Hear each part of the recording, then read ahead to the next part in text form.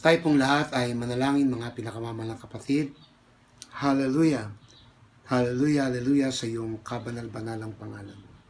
O aming Diyos ng pag-ibig, aming Diyos ng Pasko, ang aming amang makapangyarihan sa lahat, aming Panginoong Jesucristo, aming banal na Espiritu.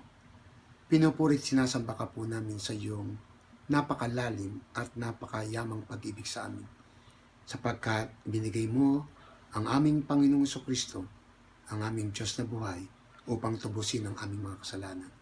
Salamat po, Panginoon, sapagkat ikaw ang nagkakaloob sa amin ng karunungan. Isa sa napakahalagang kasaysayan ng Pasko ay kung papaanong ang mga lalaking pantas mula sa silangan ay naglakbay ng pagkahabang panahon upang ikaw ay sambahin, purihin at luwalhatiin sa Espiritu at sa katotohanan. Salamat po, Panginoon, sa makapangyarihan mong salita. Salamat na ito nagdudulot sa amin ng pananampalataya upang ikaw ay aming mahalin ng aming buong buhay. At salamat, Panginoon, sapagkat ito ang taglay namin upang ikaw ay aming sambahin sa Espiritu at katotohanan at kami maging masunurin sa lahat ng ipinag-uutos sa amin at tanging ikaw lamang ang aming susundin sa buong panahon ng aming buhay.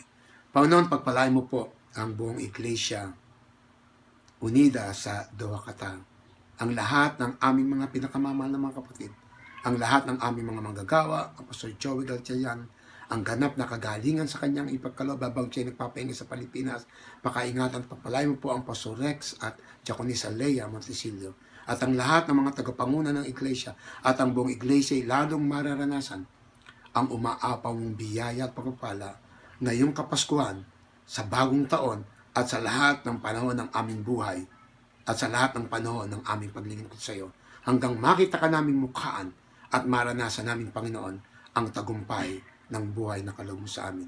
Salamat, Panginoon, sa araw na ito na ipinagdiriwang namin ang Kapaskuhan.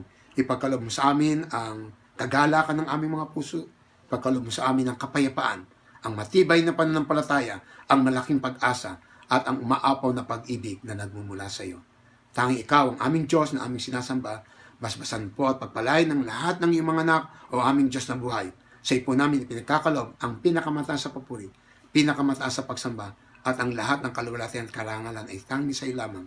At tanging pangalan po ng aming buhay na Diyos, ng aming Panginoon at tagapagligtas sa Kristo Jesus, mula ngayon at magpakailan-kailan pa man. Amen.